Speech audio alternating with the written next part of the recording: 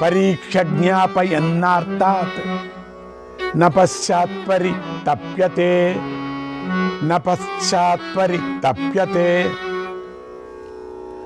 పరీక్షించి నిర్ధారించుకున్న విషయంలో ఆ తరువాత పశ్చాత్తాపపడనక్కర్లేదు. కుమార, బలవంతుడైన రాజు ఇతరుని చంపడం కష్టమైన పనేమీ కాదు. కానీ బలవంతులకు క్షమాగుణం లోకంలో గొప్పదనాన్ని, కీర్తిని కలిగిస్తుంది. కుమార, ఇతని నీవే మంత్రి పదవి ఎందు కూర్చోబెట్టావు కదా, నీ సామంతుల్లో కూడా ఇతడు పేరు తెచ్చుకున్నాడు కదా. పవిత్రుడైన వ్యక్తి అతి కష్టం మీద లభిస్తాడు. ఇతడు నీకు సుహృదుడు, ఇతన్ని రక్షించు. ఇతరుల దోషాల వలన దోషిగా చేయబడిన నిర్దోషిని దండించే రాజు దుష్టులైన మంత్రులు కలిగిన వాడు కావడం చేత తనకు తానుగా శీఘ్రంగానే నశిస్తాడు అని చెప్పింది ఆ తల్లి పులి. అప్పుడు శత్రు సమూహం నుండి ఒకడు యువతలకు వచ్చాడు. ఆ ధర్మాత్ముడు గోమాయువు పట్ల చేయబడిన మోసాన్ని అంతటినీ చెప్పాడు. అంతటా అతని సత్ప్రవర్తన తెలుసుకొని రాజు ఆ నక్కను సత్కరించి ఆ అభియోగాన్ని నుండి విముక్తిని చేశాడు. స్నేహభావంతో మాటిమాటికి ఆలింగనం చేసుకున్నాడు. నీతిశాస్త్రవేత్త అయినటువంటి గోమాయువు రాజు యొక్క అనుమతి పొంది ఆ అవమానంతో బాధపడుతూ ప్రాయోపవేశం చేయాలని అనుకుంది. కానీ ఆ పులి స్నేహంతో కన్నులు బాగా పెద్దవి చేసుకొని ధర్మాత్ముడైన గోమాయువును పూజలతో బాగా సత్కరించి ప్రాయోపవేశాన్ని వారించింది కూడా. రాజుగారి యందు స్నేహం వలన కలిగిన సంభ్రమాన్ని చూసి గోమాయువు అతనికి నమస్కరించి బొంగురు కంఠంతో ఇలా అంది: రాజా, మొదట మీరు నన్ను సత్కరించారు, పిదప అవమానించారు. కనుక నేను మీ వద్ద ఉండటానికి తగను. అసంతుష్టులైనటువంటి గౌరవమైన పదవుల నుండి తొలగింపబడిన వారు వాళ్ళు, అవమానింపబడిన వారు, స్వయంగా మోసపోయిన వారు, ఇతరుల మోసాలకు గురై గౌరవం కోల్పోయిన వారు, పరీక్షీణులు, లుబ్ధులు, క్రుద్ధులు, భయభీతులు, మోసగింపబడిన వారు, ధనం అంతా కోల్పోయిన వారు, గర్వితులు, ఆదాయం పోయినవారు, గొప్ప పదవులను ఆశించేవారు, బాధింపబడినవారు, రాజుగారికి చిక్కులు కలగాలని ఎదురుచూసేవారు, అజ్ఞాతంలో ఉండేవారు, కపటంతో నిండినవారు, వీరంతా శత్రువులకు సాధనలుగా మారుతారు. ఒక పర్యం స్థానభ్రష్టత పొందిన వాడిని కూడా అవమానం పొందిన వాడిని కదా. నన్ను ఎలా విశ్వసించగలుగుతారు మీరు? మీరు విశ్వసించినా నేను ఎలా ఉండగలను ఇక్కడ? సమర్థుడిని చేరదీసి పరీక్షించి పదవినిచ్చి చేసుకున్న ఒప్పందాన్ని ఉల్లంఘించి నీవు నన్ను అవమానించావు. మొదట సభలో ఇతడు శీలవంతుడాన్ని ప్రకటించిన తరువాత అతని దోషాలను చెప్పకూడదు. ఈ రీతిగా అవమానం పొందిన నాకు ఇక్కడ విశ్వాసం ఉండదు. మీకు కూడా నా మీద విశ్వాసం పోయింది. ఈ స్థితిలో నాకు భయం కలుగుతుంది. నీవు సందేహిస్తున్నావు, నేను భయపడుతున్నాను. ఇతరులలో తప్పులు వెతికేవారు ఇక్కడున్నారు. వారు నా యందు స్నేహభావం లేనివారు. వారిని తృప్తిపరచడం కష్టం. ఈ మంత్రి కార్యం కూడా చాలా మోసాలతో కూడుకున్నది. దుఃఖేన శ్లిష్యతే భిన్నం, దుఃఖేన శ్లిష్యతే భిన్నం, శ్లిష్టం దుఃఖేన బిధ్యతే, శ్లిష్టం దుఃఖేన బిధ్యతే. భిన్నా శ్లిష్టాతు యా ప్రీతిః, భిన్నా శ్లిష్టాతు యా ప్రీతిః, న సా స్నేహేన వర్తతే, న సా స్నేహేన వర్తతే. భిన్నమైన ప్రేమ బంధం అతి కష్టం మీద అతుక్కుంటుంది. అతుక్కున్న ప్రేమ బంధం అతి కష్టం మీద విడిపోతుంది. విడిపోతూ కలుస్తూ ఉండే ప్రేమతో స్నేహం ఉండదు. తనను కానీ ఇతరులను కానీ పట్టించుకోకుండా ప్రభువు యొక్క హితం మాత్రమే చూపేవాడు ఎవడో ఒకడుంటాడు. కార్యం సాధించాలని అపేక్షించేవారే ఉంటారు, కానీ స్నేహభావం కలవారు చాలా అరుదు. యోగ్యులైన పురుషులను గురించి తెలుసుకోవడం రాజులకు చాలా కష్టం. వారి చిత్తం చంచలంగా ఉంటుంది కనుక సమర్థుడైనప్పటికీ శంకించదగని వాడు 100 మందిలో ఒకడు దొరుకుతాడు. అకస్మాత్తుగా గౌరవించడం, అకస్మాత్తుగా అవమానించడం, మేలు చేసి కీడు చేయడం, గొప్పదనం కల్పించి క్రిందికి దిగదార్చడం, ఇదంతా రాజులకు ఉండేటువంటి లఘుబుద్ధి. ఈ విధంగా ధర్మకామార్థ హేతువులతో కూడి ఉండేలా నచ్చజెప్పి రాజును సంతృప్తిపరిచి ఆ నక్క అడవికి బయలుదేరింది. బుద్ధిశాలి అయిన ఆ నక్క ఆ మృగేంద్రుని ఓదార్పు వాక్యాలను పట్టించుకోక ప్రాయోపవేశం చేసి శరీరాన్ని విడిచి స్వర్గాన్ని పొందింది. శ్రీకృష్ణాయ పరమాత్మనే నమః. ఈ నక్క కథ చాలా అద్భుతంగా ఉంది. 112వ అధ్యాయం. యుధిష్ఠిరుడు ఇంకా భీష్ముడి దగ్గర నీతుల్ని, రాజనీతుల్ని చెప్పించుకుంటున్నాడు. భీష్మ పితామహుడు అన్ని విధాలైనటువంటి నీతుల్ని ధర్మరాజుకు చెప్పినట్టుగా మనకందరికీ అందిస్తున్నాడు. అటువంటి ఒక ప్రక్రియనే స్వామి వ్యాస భగవానుడు మనకు అందించారు. సమస్త ధర్మవేత్తలలో శ్రేష్ఠుడా, రాజు ఏమి చేయాలి, ఏమి చేస్తే రాజు సుఖంగా ఉంటాడు, దీనిని యథార్థ రూపంగా చెప్పు అని అడిగాడు. మామూలుగా సుఖంగా రాజులు ఉండటం అనేది అందరికీ తెలిసిందే. నేను నిజమైన సుఖం అడుగుతున్నాడు యుధిష్ఠిరుడు.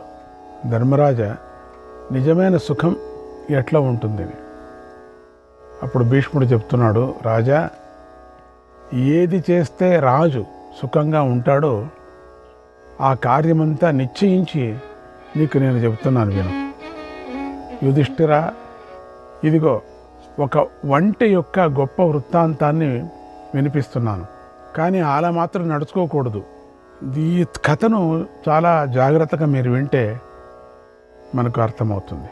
ప్రాజాపత్య యుగంలో ఒక గొప్ప వంటే ఉండింది అని ప్రారంభం చేశారు.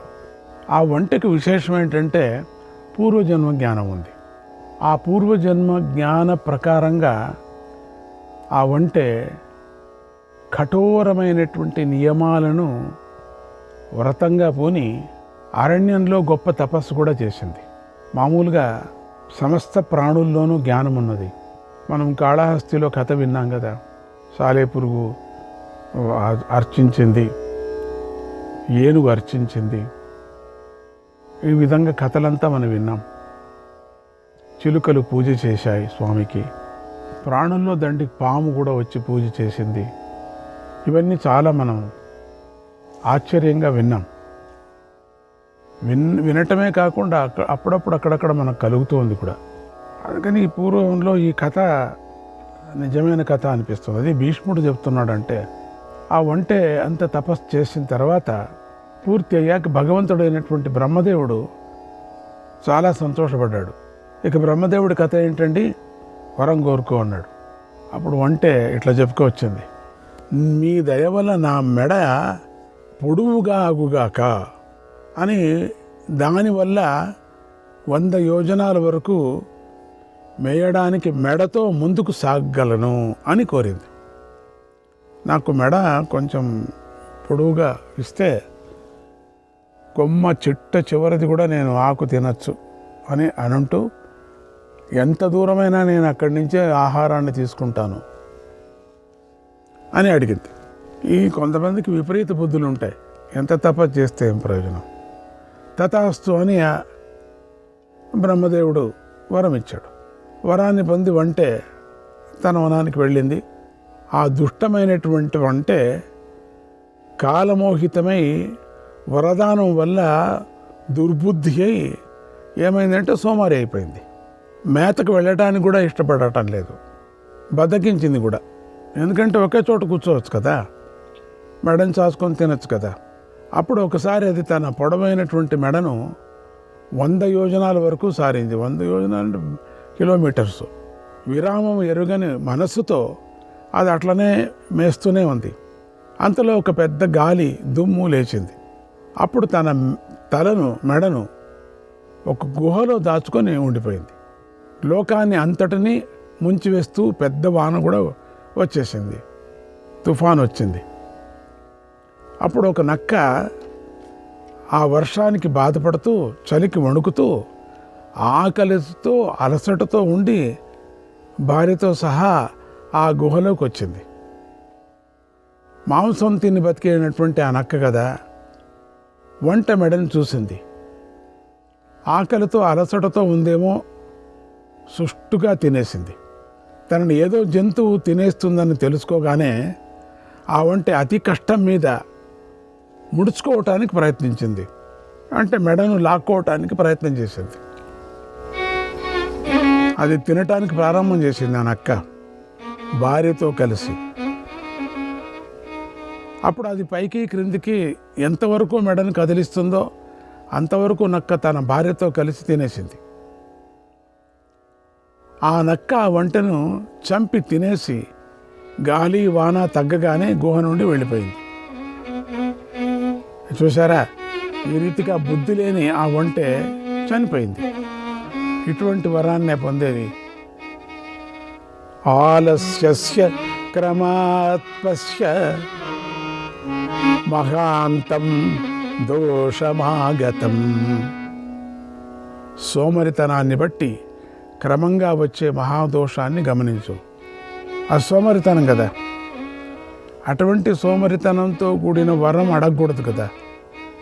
అట్లా నీవు కూడా ఇలాంటి పద్ధతిని విడిచి ఇంద్రియ అంటే సుఖంగా బద్ధకంతో ఉండొద్దు అని అర్థం.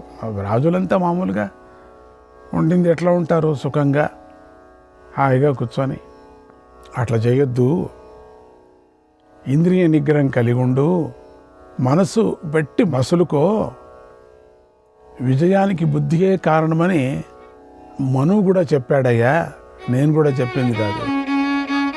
మనువు అంటే బ్రహ్మ, ముందు బ్రహ్మ. బుద్ధిశ్రేష్టాని కర్మాణి బాహుమధ్యాని భారత తాని జంగా జగజ్ఞాని తాని జంగా జగజ్ఞాని భార ప్రత్యవరాణి చ. ఓ భారత, బుద్ధి బలంతో చేసే పనులు ఉత్తమాలు. బుద్ధి బలంతో చేసేవే ఉత్తమంగా ఉంటాయి, అంటే ఉత్తమమైనటువంటి ఫలితాలు ఇస్తాయి. బాహుబలంతో చేసేవి అవి యొక్క మధ్యమ తరగతికి. ఇక కాలి బలంతో చేసేవి అధమాలు. బరువెత్తుకునే పనులు అన్నిటికంటే అధమైనవి. రాజ్యం తిష్టతి దక్షస్య సంగృహీతేంద్రియస్య చ. రాజ్యం తిష్టతి దక్షస్య సంగృహీతేంద్రియస్య చ. ఆర్తస్య బుద్ధిమూలం హి ఆర్తస్య బుద్ధిమూలం హి విజయం మనురబ్రవీత్ విజయం మనురబ్రవీత్. జితేంద్రుడు కార్యదక్షుడు అయిన వానికే రాజ్యం నిలుస్తుంది, జితేంద్రుడికే నిలుస్తుంది. డబ్బు కూడా అంతేనే, జితేంద్రుడికే నిలుస్తుంది. రాజ్య దక్షత కూడా కావాలా. ఆపదలో ఉన్నవారికి బుద్ధి మూలకంగానే విజయం కలుగుతుందని మనువు బ్రహ్మగారు చెప్పారు. యుధిష్ఠిర, రహస్య మంత్రాంగాన్ని చెవిని పెట్టిన వాడికి, మంచి సహాయకులు ఉన్నవారికి, చక్కగా విమర్శించుకొని పనులు చేసుకునే వారికి ఈ లోకంలో సంపదలు నిలుస్తాయి. సహాయకులతో కూడిన రాజు సంపూర్ణ మహీమండలాన్ని పరిపాలించడానికి సమర్థుడవుతాడు. పూర్వం రాజ్యపాలనా విధానం తెలిసిన సత్పురుషులు ఈ విషయాన్ని చెప్పారు. నేను కూడా శాస్త్ర దృష్టిని అనుసరించి నీకు నేను చెప్తున్నాను, బాగా ఆలోచించుకొని చెప్పినట్లుగా నడుచుకోను ఆయన అని చెప్తున్నాడు. శ్రీకృష్ణాయ పరమాత్మనే నమః. 113వ అధ్యాయం. యుధిష్ఠిరుడు అడిగాడు, తాత, రాజు దుర్లభమైన రాజ్యాన్ని పొంది సైన్యం, కోశాగారం మొదలైనటువంటి సాధనాలు ఏమీ లేకుండా అతి బలవంతుడైనటువంటి శత్రువు ముందు ఎలా నిలవగలడు అని అడిగాడు. నిజం కదా, డబ్బు లేదు కోశాగారంలో, మరి దుర్లభమైపోయింది. వీక్కు ఉంది అంటే చేత కాదు. అటువంటి రాజు ఎట్లా ఉంటాడు బలాఢ్యుడైనటువంటి శత్రువు ముందు? అప్పుడు భీష్ముడు చెప్తున్నాడు, ధర్మరాజా, ఈ విషయంలో సాగరుడికి నదులకు మధ్య జరిగిన సంవాద రూపమైనటువంటి ప్రాచీన ఇతిహాసాన్ని పెద్దలు ఉదాహరిస్తూ ఉంటారు. ఎల్లప్పుడూ దైత్యులకు నిలయము, నదులకు భర్త అయినటువంటి సాగరుడు ఒకసారి తనకు కలిగిన సందేహాన్ని నదులన్నిటినీ ఇలా అడిగాడు. ఆ సాగరుడు, ఆ సముద్ర రాజ ఆ నదులన్ని దాళ్లకు ఈ విధంగా అడుగుతున్నాడు, నదులారా, ప్రవాహంతో నిండుగా పరవళ్ళు తొక్కే మీరు పెద్ద విశాలమైన చెట్లను వేళ్లతో కొమ్మలతో సహా కూల్చివేయడం చూశాను. కానీ వాటిలో ప్రబ్బలి చెట్టు లేదు. ఆ చెట్టు పెద్ద శరీరం కలదేమో అంత పెద్ద శరీరం కాదు. ఆ వృక్షము తక్కువ బలం కూడా కలది. మీ ఒడ్డునే పెరుగుతోంది కూడా. అయినప్పుడు తిరస్కారంతో దానిని మీరు పెలికించడం లేదా? లేక అది మీకు ఏమైనా ఉపకారం చేసిందా? దీనిపై మీ అందరి అభిప్రాయం ఏమిటో వినాలనుకుంటున్నాను. మీరంతా నదులన్నీ కొట్టుకొని వస్తున్నాయి కదా, ఎంత పెద్ద పెద్ద చెట్లంతా లోపలికి తీసుకొస్తున్నారు. కానీ ఈ చెట్టును మాత్రం మీరు ఎందుకు పీకటం లేదు? ఈ నదుల తీరాలను వదిలి ఆ వేతస వృక్షం ఎందుకు రావడం లేదు అని అడిగాడు. ఆ వేతస వృక్షం మాత్రమే ఎందుకు మీరు తీసుకురావటం లేదు? వారిలో గంగా నది నదీపతి అయినటువంటి సాగరునికి ఉత్తమమై అర్థవంతమై యుక్తియుక్తమైనటువంటి మనస్సుకు పట్టే రీతిలో సమాధానాన్ని ఇలా చెప్పింది గంగమ్మ తల్లి. ఈ చెట్లు తమ స్థానాలలో ఒకే చోట పాతుకుపోయి నిటూరుగా ఉంటున్నాయి. మా ప్రవాహానికి తల వంచడం లేదు. ఆ వ్యతిరేకత వలనే అవి తమ స్థానాన్ని కోల్పోతున్నాయి. వేతసం అలా కాదు.